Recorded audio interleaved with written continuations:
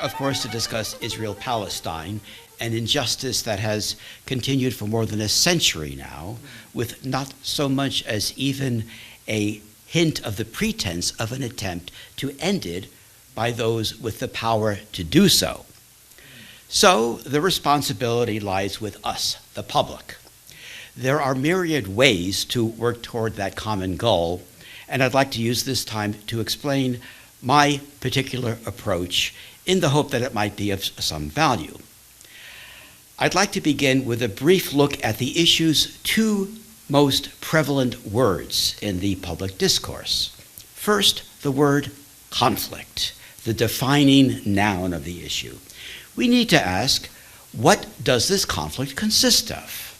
If we look at what is actually happening, what do we see? Well, we see aggression, the seizure of land by force, ethnic cleansing, the forcible expulsion of people due to their ethnicity, apartheid for those who remain, a system of suppression by ethnicity, erasure of the existence of the wrong ethnicity through the destruction or rebranding of their presence and the theft of their cultural iconography, whether through its erasure or its expropriation, and finally, the systematic dehumanization of the wrong ethnicity in order to justify the crimes against them. And crimes by one group against another is what this is all about. It is not a conflict between them, and that is not a matter of disagreement to be negotiated among equally empowered and legitimate interests. If we call it what it is, a crime, we demand it be stopped. We don't tell the unarmed victim to first recognize her heavily armed attacker and then tell her that she needs to sit down with him and work out their differences. If conflict is a word that stymies justice, occupation is the default word used by people fighting for justice in Palestine, the cure thus being to end the occupation. While this word is used with all good intent, in my view, it is a dangerous misunderstanding of the crime. If we ask, what is this occupation? Let's take the most inclusive definition normally used. Everything on the Palestinian side of the armistice line, the so-called 67 borders. That is to say, the West Bank, which includes East Jerusalem, and Gaza, and of course the Golan Heights. So, let's say the pro-Palestinian chants of end the occupation suddenly were answered. Israel pulled completely out of the land beyond the armistice line. Well, in my view, it would be a very sorry morning after. And we'd have forfeited the right to any further claim. We'd wake up to and be stuck with what? Well, a dissected remnant of what was once Palestine, the refugees still blocked from returning to their homes on the Israeli side of the armistice line, and race laws awaiting them even if they did. Apartheid in Israel for its non-Jewish population, and we would have not only accepted the legitimacy of the 1947 UN partition that was shoved through under US pressure, but at the same time accepted Israel's right alone to disregard it. Contrary to the term 1967 borders, the armistice line was explicitly not a border, but a ceasefire line and nothing more, orphaning more than half of the land the UN had given to the Palestinians onto the Israeli side of it. Israel was supposed to return to its actual borders, or some other mutually agreed solution, but simply refused. Now, if we're told that it's too late to undo this, well, yes, that was the whole idea. It's been the tactic with everything Israel has done. I'm not in favor of using the word occupation, but if we do use it, it must refer not just to territory, but also to the occupation of people by ethnicity, and thus geographically to the entire land from river to sea. Apartheid was imposed on Palestine by the British on behalf of the Zionist settlers over a century ago and has remained the state of the land since. Okay, then if ending the occupation won't bring justice, what will? The cure has always been right in front of our eyes. One secular, democratic state. Everyone there now who wants to remain becomes an equal citizen in a shared society. And equality means, by definition, that every refugee has the absolute, individual, unqualified right to return home. Yet this idea of simple equality, which we in the modern West claim to venerate, suddenly becomes controversial, scandalous, even hate speech when it is applied to Israel-Palestine. Why? Why do our governments support Israel's crimes, even suppressing us on Israel's behalf, while claiming that we are a righteous nation enjoying, so we tell ourselves, a free press? How has our complicity been secured even with Israel's ongoing crimes in plain sight for the world to see? In an attempt to answer that, I'd like to tell a quick story, a true story. 5 years ago, in response to some talks that I had given, including in nearby Amherst, some Zionist media labeled me a hate speaker, as it did to everyone who discusses this issue. In my case, it was for saying that the Zionist movement conducted a wave of terror in the 1940s to establish the Israeli state. But then came a strange twist. Two such newspapers, the Jewish Chronicle and Haaretz, now carried an astonishing news scoop. In the 1940s, the Zionist movement waged a campaign of terror to create the Israeli state. Their source? Two of the many British documents I had already used and cited in far greater detail. So, why did they publish and pretend to have discovered what they had smeared me for documenting? Reading the articles, the answer was clear. Since history could no longer be buried, history had to be co-opted, subsumed into Zionist mythology. That is to say, it had to be turned into a narrative. And so what the documents really revealed was, as the Jewish Chronicle put it, quote, a blood-soaked struggle for Israel's future. Acrobatics re-narrated Zionist pre-state terror as an unwanted burden thrust upon an Israel that did not yet exist. Through narrative, Zionism's crimes became Israel's suffering. That incident is a microcosm of Israel's great weapon, its grand narrative, without which all its weapons of steel would be impotent. Now, all nation states have their mythology, their national narrative, especially settler states like the United States. And all should be challenged, but Israel's is unique both in its nature and its power, of which Western nations repressing their own citizens on behalf of that foreign nation is but one aspect. Thus, in my view, in order to end the crimes against Palestine, it is essential that we dissect Israel's narrative and expose it naked for all to see, beyond its purveyor's ability to re-narrate it. And that is where history is so important. History can clear the fog of propaganda from our eyes, pull the facade off Israel's invisible armor. This approach is, in effect, my book distilled into a simple statement of purpose. For now, I will dissect Israel's narrative into three parts. 1, anti-Jewish persecution and the Holocaust. The narrative has it that Zionism and the Israeli state exist and have acted in the interest of Jewish safety and dignity. 2, the Israeli creation myth, that in 1947 the UN offered both the Palestinians and the Zionists a state. And 3, Messianism and Israeli ownership of Jewish identity. So let's look at the first, the idea that Zionism serves the interests of Jews.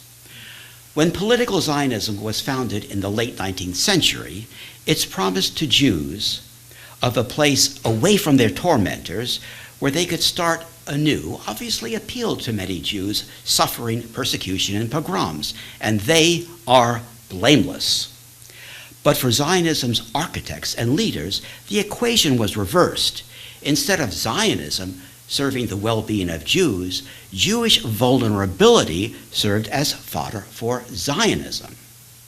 The historical record makes clear that the actual goal of the Zionist movement, its driving force, was not Jewish safety and dignity, but rather the Zionist state itself at the expense of Jewish safety and dignity. Anti-Jewish bigotry and violence were, and remain, its fuel, its reason to exist that it must forever reinvent. And this is why Israel's defenders smear anti-racists as anti-Semitic while embracing true anti-Jewish bigots and even neo-fascists. In its early years, few Jews were interested in Zionism, and many correctly dismissed it as the latest version of anti-Semitism.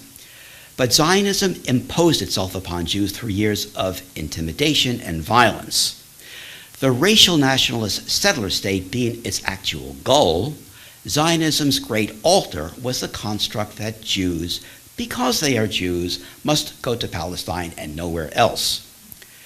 During the terrible years of the late 1930s through to the end of the Second World War, Zionist leaders fought against safe haven for Jews unless that safe haven was in Palestine.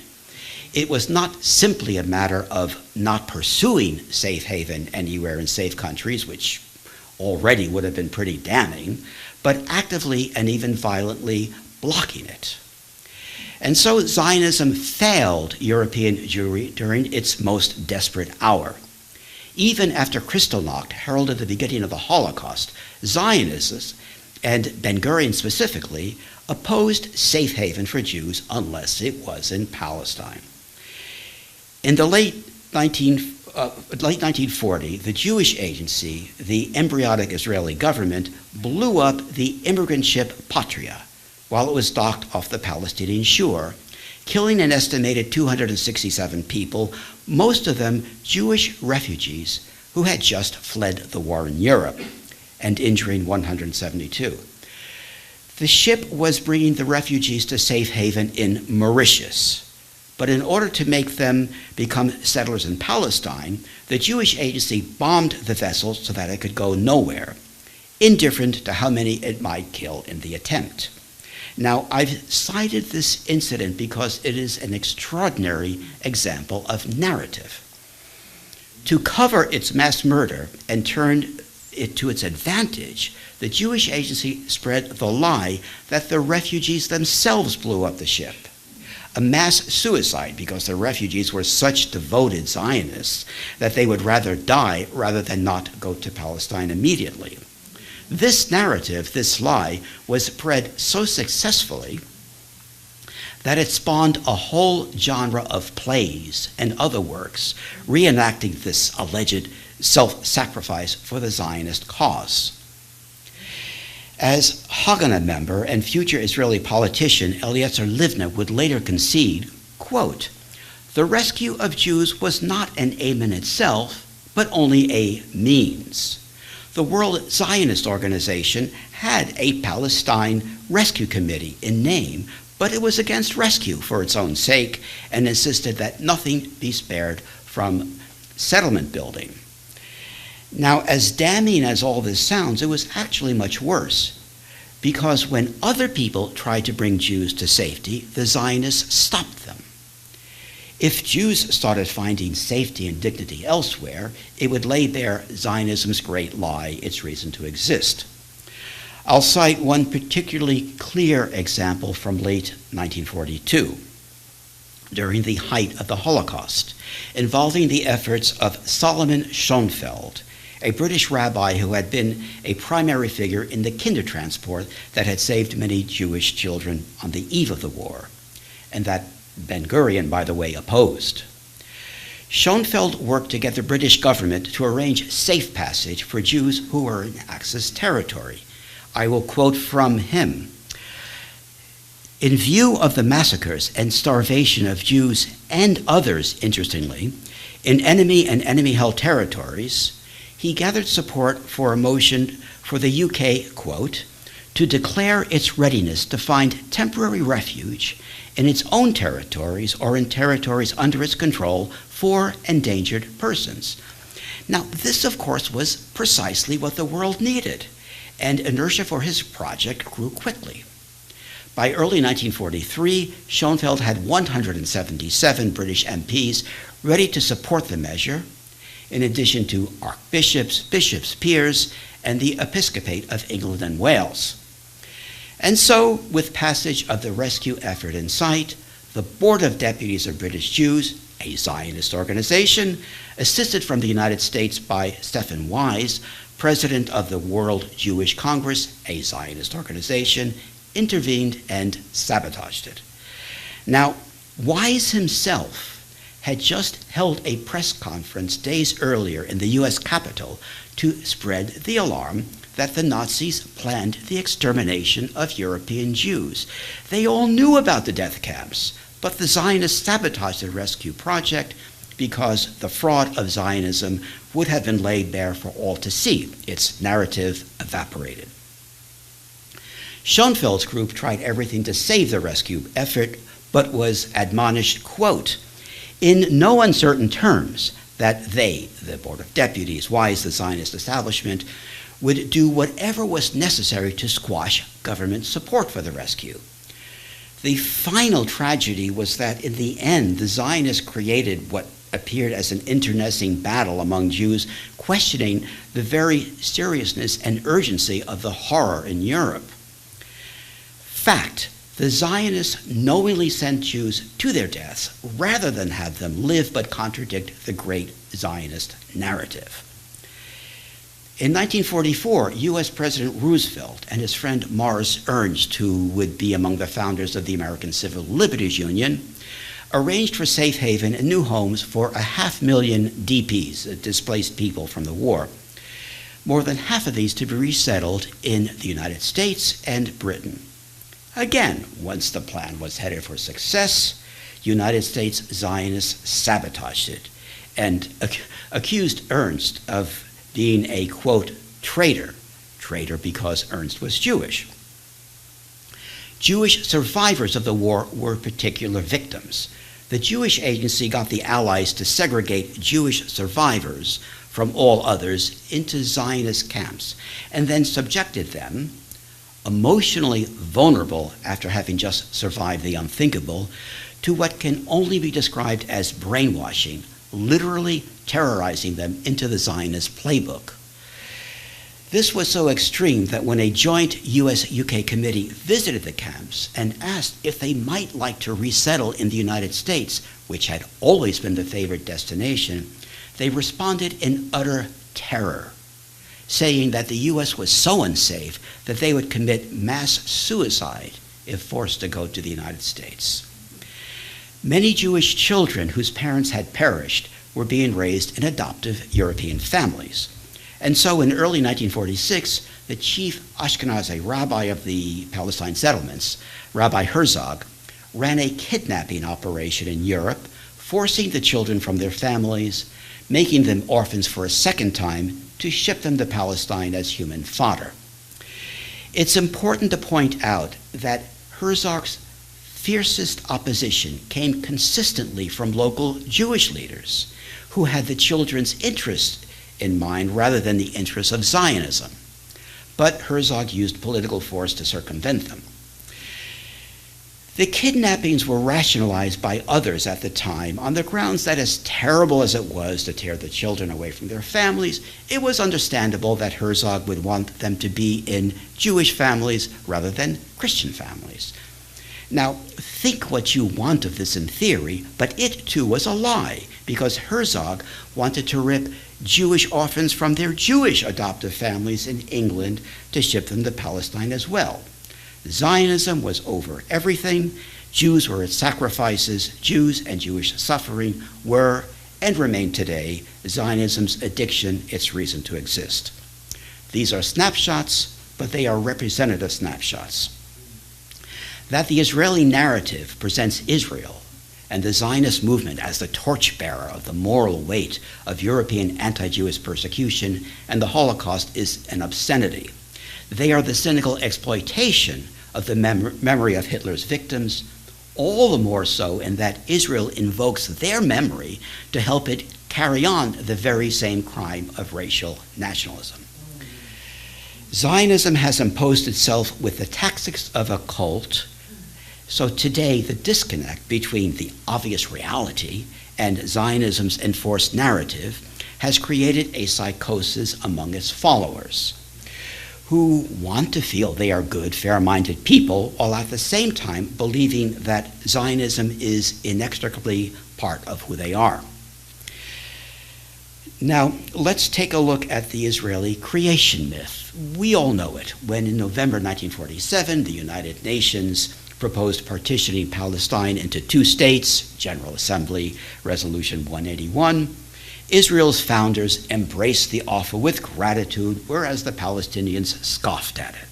The result of this Palestinian intransigence, in the words of the Zionist spin doctors at the Committee for Accuracy in Middle East Reporting in America, known as CAMERA, the, quote, fundamental fact is that had the Palestinians accepted partition, there would have been a Palestinian state since 1948, and there would not have been a single Palestinian refugee. Now, let's overlook the rather odd logic of this claim and just ask, is it correct that Ben-Gurion and the Jewish Agency agreed to partition? Well, if we mean the theater of it, yes, within the walls of the UN, they pretended to go along with it. But it was a lie. Everyone involved knew it was a lie. In truth, they were more fanatically opposed to it than the Palestinians were, and had been preparing for years to defeat it militarily. Their alleged acceptance of it was part of their tactic to defeat it. The entire Zionist movement, from the official Jewish Agency to the acknowledged terror gangs, never had any intention of honoring any agreement that gave them less than all of Palestine at a minimum. They feigned acceptance of partition because it handed them the single weapon powerful enough to defeat partition: statehood. Statehood was the key to everything. Now, this is not my interpretation. It is their own singular, repeatedly stated plans. While the tactic played out in context of partition, the core idea that recognized statehood in any part of Palestine was the ticket to the rest was already on the mind of Chaim Weizmann by 1934, 3 years before the Peel Commission made the first formal proposal for partition. Weizmann, who would become Israel's first president, discussed it with Benito Mussolini that year. He expressed it this way in his meeting with the fascist dictator, quote, "In my view, the state, even if it is small, is the Archimedean fulcrum, meaning that if you put the fulcrum in the right place on a lever, you can lift anything." When partition was formally proposed by the Peel Commission in 1937, Ben-Gurion as well envisioned accepting the idea in order to get a state, and then using statehood to conquer the rest by force, and, like Weizmann, explicitly ethnically cleansing all of it. In his formal plans for Palestine, written a few years later, Ben-Gurion even predicts what would be the 1947 dance at the UN.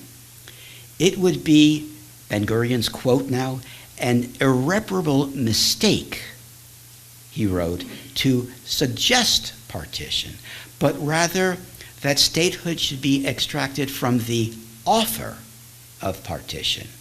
The rest of the land then taken by force into Transjordan if possible, and cleansed of non-Jews." This singular goal was reaffirmed at a key meeting of Zionist leaders held in London in 1941. With the notable exception of the non-Zionist industrialist Robert Whaley Cohen, who bluntly accused the Zionists of following Nazi ideology, everyone else was in agreement. And the plan grew only more entrenched throughout the years that followed, and was fully matched indeed, before, during, and immediately after the Jewish Agency pretended to agree to partition within UN walls in 1947. Among the ways they prepared was by building extensive outposts and settlements specifically on the land they expected to fall on the Palestinian side of any partition, by conducting extensive, meticulous surveillance of Palestinian villages for the express purpose of knowing how best to depopulate and destroy them when the time came, and by corrupting U.S. politicians to their cause. There was, however, one thing that could go wrong, and that was if the UN were simply to propose a state of all the people, whether a true single state or a binational state. That would make their job vastly more difficult. And indeed, when in the summer of 1947, UNSCOP, the UN committee tasked with proposing a solution to the Palestine problem, when they presented their recommendation, there were two proposals: partition or a binational single state. Presented with both options, why was a state of all its people the loser? The obvious answer based on history is actually stated outright in British cabinet papers at the time. The answer is fear of Zionist terrorism. The UN selected partition because they knew that if they didn't, the Zionists would have responded with, quote, an intensification of Jewish terrorism. That is, an intensification of Zionist terror beyond that which had already brought Palestine to its knees. And more to the point for the decision makers, was now increasingly threatening Europe. Now, having selected partition in principle, the UN now had to map this partition. So, how to explain that their partition gave more than half of the land to the Zionists, who, despite the massive influx of settlers, were still a minority? Why did they give such a disproportionately large chunk of Palestine to the Zionists?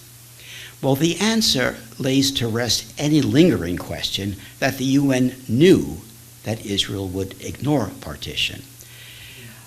Again, quoting the British, the desire for expansion might develop earlier if the Jewish state occupied a smaller area, and would be felt more strongly if the Jews were dissatisfied with the frontiers. So, the UN hoped simply to delay, not prevent, but just delay Israel's first expansionist war by giving them so much up front. The partition line, in effect, was mapped to include the theoretical fruits of Israel's first expansionist war, saving the UN from the embarrassment of it coming so soon. But this appeasement, of course, failed because Israel began its first expansionist war beyond partition immediately. And note that it is implicit throughout this that the UN also assumed that its Security Council would do nothing to stop Israel. And indeed, the UN did nothing. Within days of the passing of partition, Ben-Gurion raced to start yet more settlements on land on the Palestinian side, moved government-to-be institutions to Jerusalem, and the mayor of Tel Aviv publicly boasted that his city would never be the new state's capital, but rather that it would be Jerusalem. All of this in direct violation of the partition to which, the narrative has it, the Jewish Agency had just agreed. A scant 2 weeks after Resolution 181, the British already confirmed outright what they had predicted a year earlier, that the state promised to the Palestinians would never be. And even before the new year struck, the Zionists had already begun commandeering and ethnically cleansing all-important Jaffa, which partition had given to the Palestinians. And by the time Israel self-declared statehood in mid-May of 1948, which was before the Arab resistance, it had seized and ethnically cleansed much of the land it had supposedly agreed would go to Palestine. Resolution 181, partition, was a scam. Everyone involved with it knew that it was a scam, and above all, the Palestinians knew it was a scam. In the world as it is, statehood is our measure of all things. From the mantle of statehood, the Zionists' terrorism became Israeli military operations, whereas for the Palestinians denied the podium of statehood, their self-defense was now terrorism. For the British, the UN ruse was a way to extricate themselves from the catastrophe they had nurtured and leave the Palestinians to suffer the result.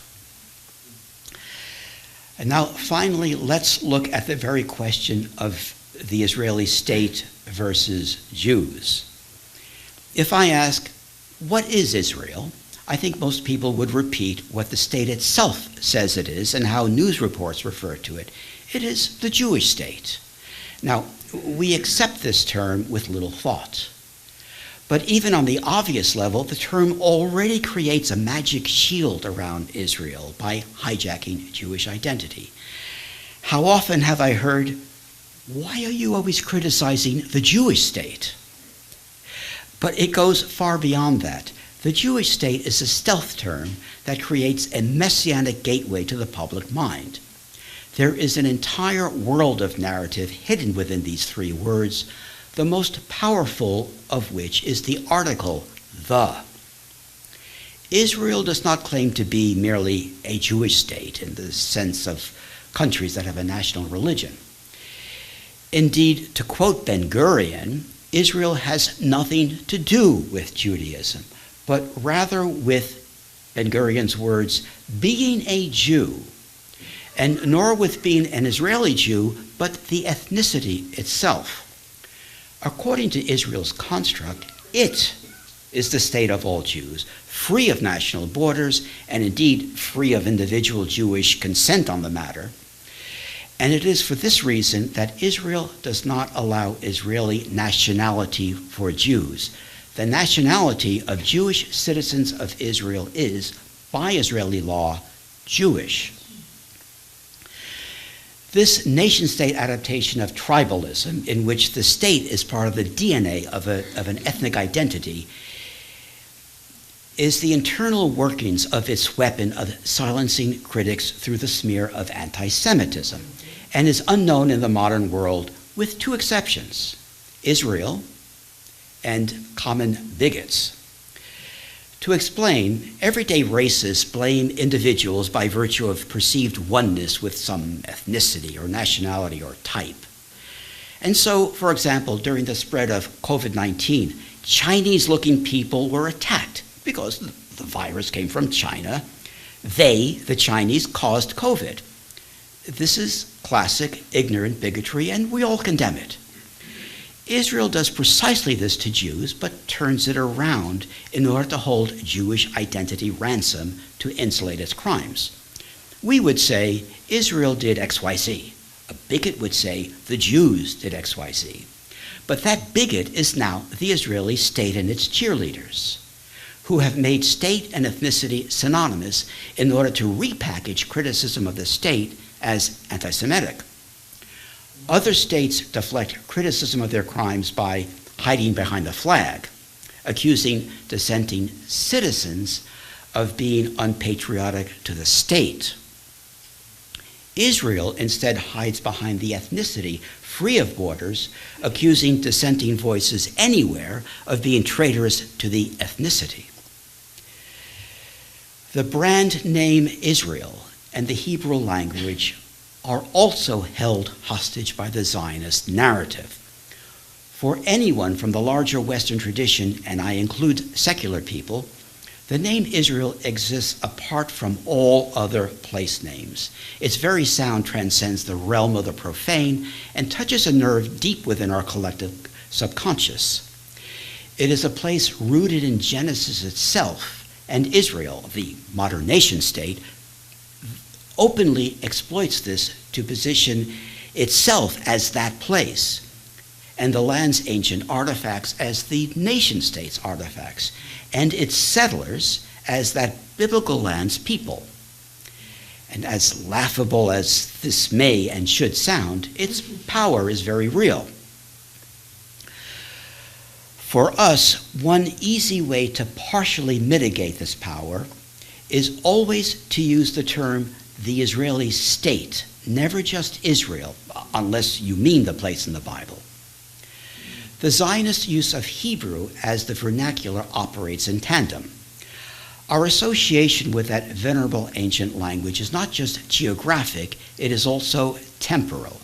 It, too, is an artifact serving to place the Israeli state in a protected part of our collective psyche. Hebrew is exploited to tell our subconscious that the settler, fresh off the plain, moving into a West Bank outpost on ethnically cleansed land, is a native who has been there for 3,000 years.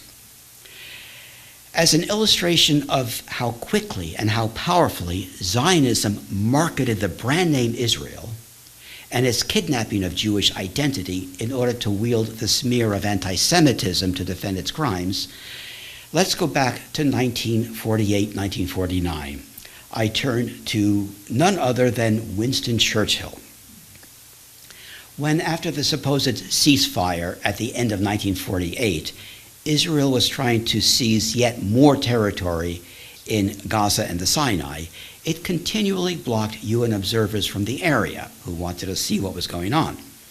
And so in early January, Britain sent small aircraft, they were Spitfires and Tempests, from Egypt to investigate. Israel shot down 5 British aircraft over non-Israeli territory, killing 2 British pilots. So, what was Churchill's reaction? In a personal minute not declassified until 2013, Churchill defends Israel and repeatedly smears Ernest Bevin, who had been Foreign Secretary, as anti-Semitic for condemning the Israeli attacks.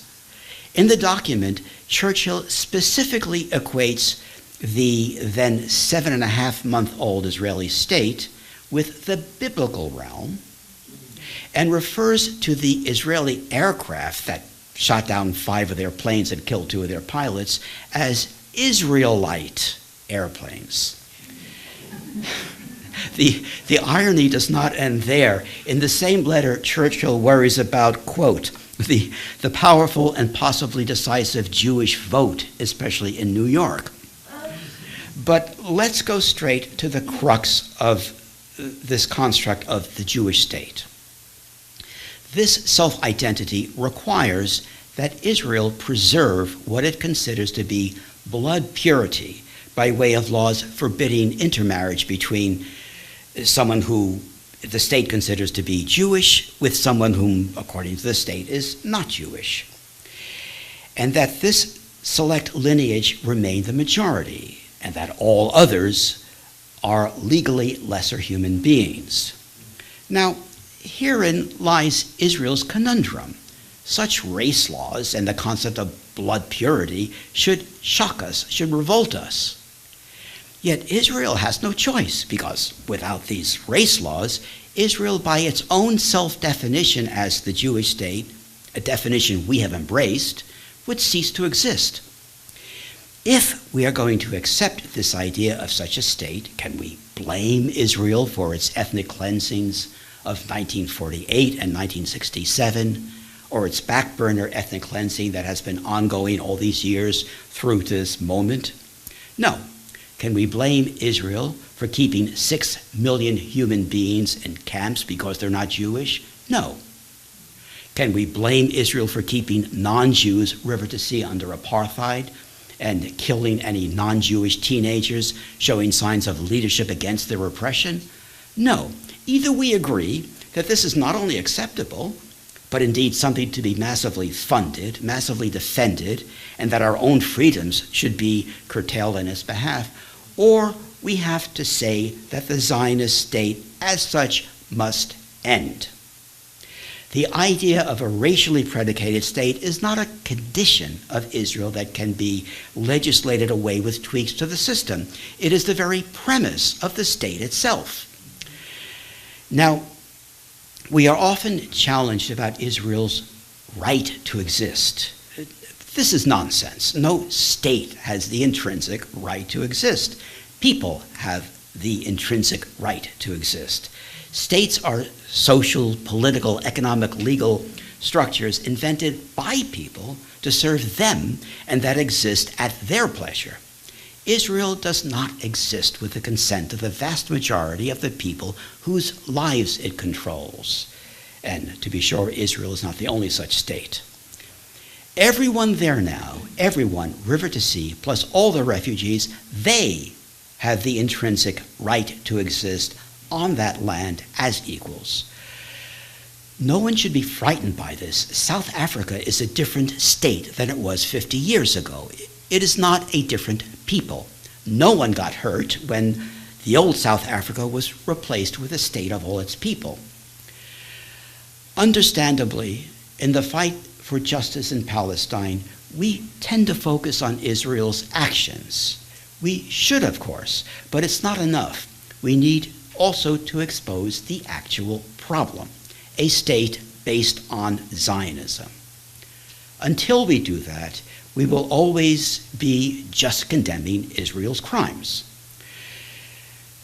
When we fought against apartheid in South Africa, we didn't just condemn the state's violence, we opposed the race state itself.